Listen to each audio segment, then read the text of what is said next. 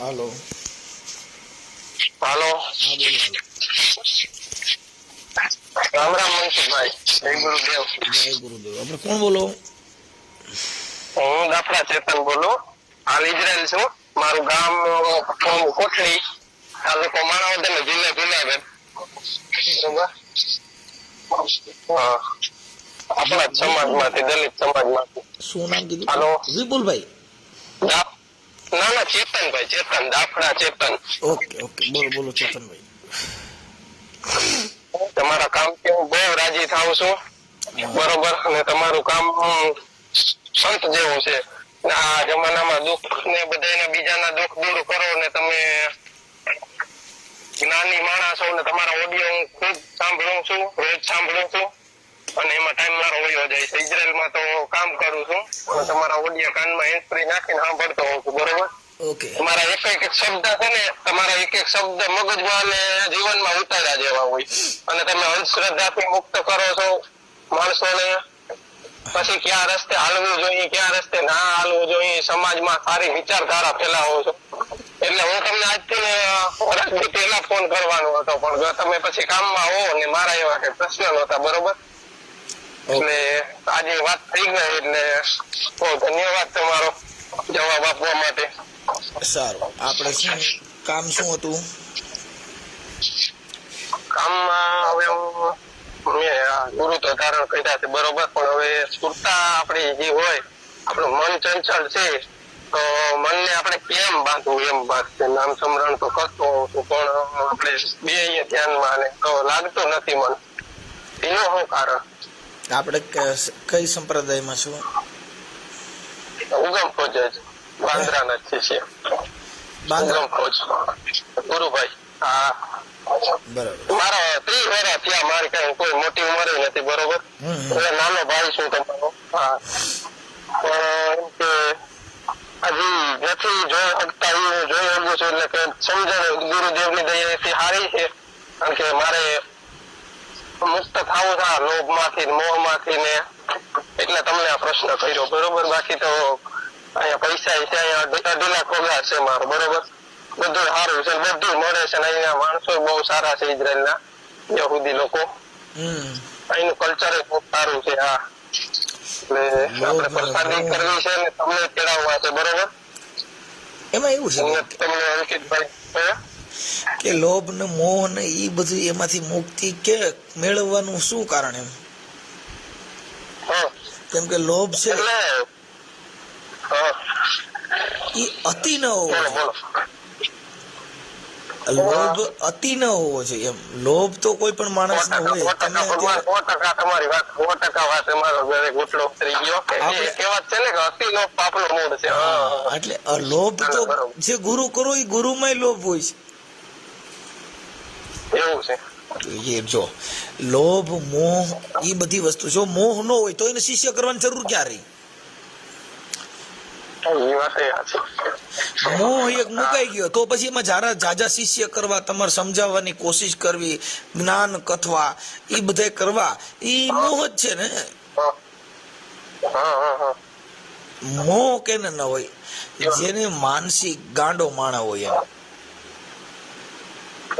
જેને મગજની નસ ખેંચાઈ ગઈ, મગજ છટકી ગયું અને કામ ન કરે, એને મોહ માયા કાંઈ ન હોય. કેમ કે એને પરિવાર ની પીડા નથી. મારા છોકરા શું કરે છે, બાયડી મારા મા બાપ શું કરે, કેમ કે એ તો એની મસ્તીમાં છે. આપણે બધા સંસારિક જીવ છીએ. આપણી જે આવવું પડે ને ભાઈ. આપણે મારે બાઈ છે, છોકરો છે, બાપા છે. બરોબર. એના માટે મારે આવવું પડ્યું. એટલે આપણે આપણી ભક્તિ છે, આપણું જે જ્ઞાન છે એ સંસારી છે.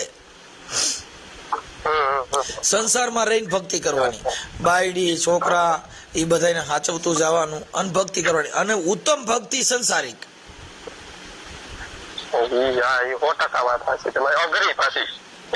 તમે કરો છો ને એટલે તમને ખબર છે, એટલે મેં તમને ફોન કર્યો. બરોબર. સંસારિક ભક્તિ એના માટે ઉત્તમ છે. અને કઈ કોઈ દેખાવ વગર નહીં, એવું નથી કે તમે ભગવા પહેરી લીધા કે ભાઈ મારા પહેરી ડોકમાં, દેખાવ વગર નહીં. આ તો તમે તમારા હું સાંભળતો ઓડિયા મારી વાત સાંભળો. કે તમે કહો કે ભાઈ આ તો દેખાડવા પડે મારે કોણ ના તેને બીટીયું બરોબર છે. બાકી તમે કહો કે કાંઈ અમને અભિમાન ના હોય, સંતના સમયના બધા માણસો કરે છે, તમે બીજા સમાજમાં જાઓ છો અને મને બહુ ગર્વ થાય છે, કારણ કે તમે આપણા સમાજનું ઘરેણું છો એમ. સાહેબ શબ્દ છે ને, શબ્દ ઈ નિરાકાર છે. આ શબ્દ છે ને નિરાકાર છે. શબ્દનો આકાર હોતો નથી. જો શબ્દ છે ઈ લખવામાં લખાય તો આકાર છે, પણ બોલવામાં શબ્દનો કોઈ આકાર છે નહીં. આ શબ્દ કીર્તિદાન બોલે તોય બોલી શકો. આ શબ્દ કોઈ ભારતનો સંત બોલે તો આ શબ્દ બોલી શકો. કેમ કે આ શબ્દ છે ને ઈ એક ઘા છે સાહેબ. આ શબ્દથી આ બ્રહ્માંડ ટકી રહ્યું છે. આ શબ્દથી આ સૃષ્ટિ રચાણી છે. કેમ કે વચન શબ્દ એટલે વચન છે. વચન આર હે, વચન હે પાર, વચન હે દંગ ધેરિયા, વચન મહી શાન કર બતાવે ઓ સદગુરુ હે મેરિયા. કેમ કે વચન એટલે આકાશમાંથી પડે નહીં, વચન કોઈ પાતાળમાંથી નીકળે નહીં. વચન એટલે એક શબ્દ જ છે. ઈ વચનનું પાલન કરી લ્યો તો બાપુ એનું મૂલ થઈ જાય. આપણે જે આ વાતો કરી છે આવી વાતો વકીલો કરે છે, જેની 3-3 લાખ રૂપિયા જેવી ફી થાય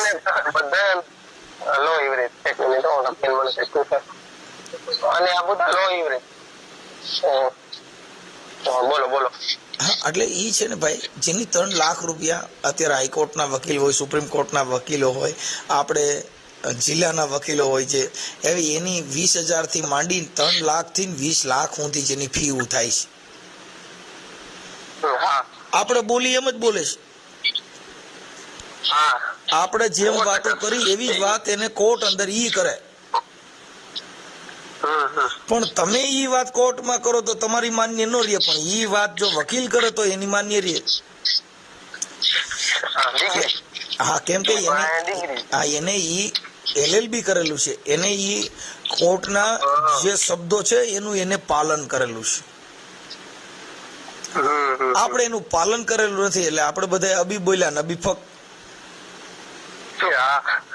એટલે એની આ દુનિયામાં વેલ્યુ ન હોય. એટલે આ બધી વસ્તુ સંસારિક ભક્તિ છે. સંસારમય રહીને બધું કરવાનું. લોભ, મોહ, માયા, ઈર્ષા, અદેખાય, આ બધું જે છે ઈ માણસમાં હોય જ છે ને. ઈ હોય ત્યારે જ તમારું જીવન હોય છે. આ બધી વસ્તુ પણ એને સંતોએ કીધું આમાંથી થોડાક મુક્તિ મેળવવાની, બંધનમાંથી. આપણે શું કર્યું કે મુક્તિમાંથી, આપણે જીવની મુક્તિમાંથી મથવા માંડ્યા. ઈ મુક્તિ નથી. મુક્તિ એટલે આ જે શરીરના બંધન છે. હવે તમે વિચાર કરો કે તમને વાર કવારના બંધન હોય, મુહૂર્ત ચોઘડિયાના બંધન હોય, કે શનિવાર છે એટલે શનિવાર બધાયનું ઓલું કરી નાખ્યું બંધનમાંથી મુક્ત. સ્મશાનમાં છોકરાના ભાઈ આપડા અંકિતભાઈ ને લગ્ન કર્યા અને તમે બધી પૂરત છોકરીઓ કમુરતામાં, એટલે એ બધું મેં જોયેલું છે. બરોબર, એટલે બહુ આનંદ થયો. અને આવું કરવું જોઈએ ને આપણા સમાજ ને, આવા માણસ પાસેથી, આદર્શ માણસ પાસેથી કઈક લેવું જોઈએ. હજી સુધરતા નથી 100%. નહીં, એમાં એનું કારણ છે કે જે નથી સુધરતા એ ઓલા લોકોનો ધંધો હાલે. બધા સુધરી જ જાય તો આ જગતમાં કિંમત ન થાય. હારા નરાની કિંમત કરવા માટે બધાને સુધરવાની જરૂર નથી. બધાય સુધરી જ જાવ, બધે સોનું જ વેચાય તો તમે શું કરો?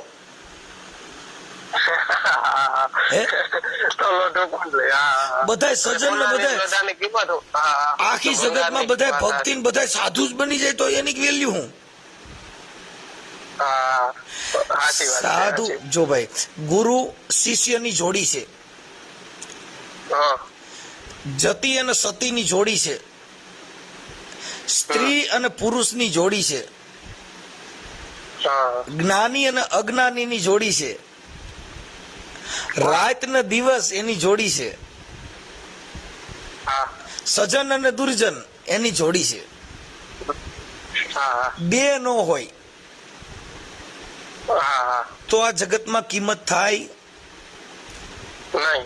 કોઈ સુધરી જાય તો ઈ સુધરી જાય ઈ સારું, નથી સુધરે ઈ પણ સારું છે.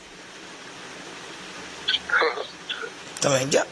હા, જો બધા સુધરી જ જાય અને બધા સજન જ બની જાય તો દુનિયામાં હારા નરાની કિંમત કરો કેવી રીતે? ખરાબ ન હોય તો હારાની કિંમત ન થાય. કોને સજ્જન કહેવા? બધા સજ્જન જ હોય તો ખરાબ કોને કહેવો? એક ઓનલાઈન કોઈ એક ઢાંઢા વાળો હોય, એકા વાળો, એને તમે કહો તમારો ઢાંઢો ઉતાવળો છે કે ધીમો? બીજો ઓપ્શન જ નથી. કેમ કે એની પાસે બીજો ઢાંઢો જ નથી. બળદિયા જેની પાસે બે બળદ હોય ને એને ખબર પડે કે આવડો ઉતાવળો ને આવડો આ ઠંડો. એમ આ જગતની અંદર સજ્જન માણસોની આ બધી જોડિયું છે, એની અંદર કોઈ ફેરફાર થાય અને એમાં બધી કોઈ રીતે ફેરફાર થાય તો સંસાર જ મટી જાય. સંસાર છે એમાં જાતે જાતના સાર ઉત્પન્ન થાય. જીવનની અંદર ન જોવાના દ્રશ્યો જોવા જડે, જીવનની અંદર ન સાંભળવાનું સાંભળવા મળે, ન તમે કોઈ દી કોઈ બાબતમાં નો ખ્યાલ હોય એવો ખ્યાલ મળે, એને આ જગતમાં સંસાર કીધો. કે આ સંસારમાં કેવો સાર ક્યારે જન્મ લે એનું નક્કી નથી. એટલે મહાપુરુષોએ સમજાવવા માટે કીધું. એટલે એને જીવણ બાપાએ કીધું કે બાપુ વારી વારીને કે વાડામાં પૂરું આ પતલેલ જાય પર બારું, એ સાયાજી શું કરું, મારું મનડું માને નહીં મમતાળું.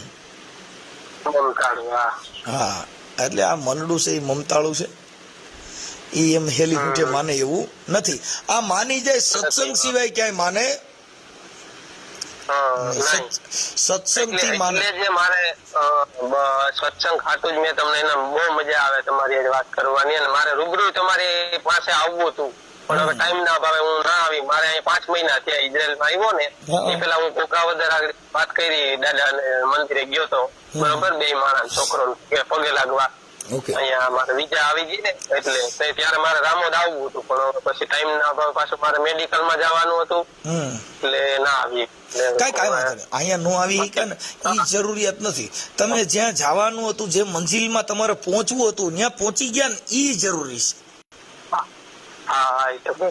તમારે તમારી મનની જે ઈચ્છા છે કે મારે આ મંજિલે પહોંચવું છે, મારે અહીંથી જુનાગઢ જવું હોય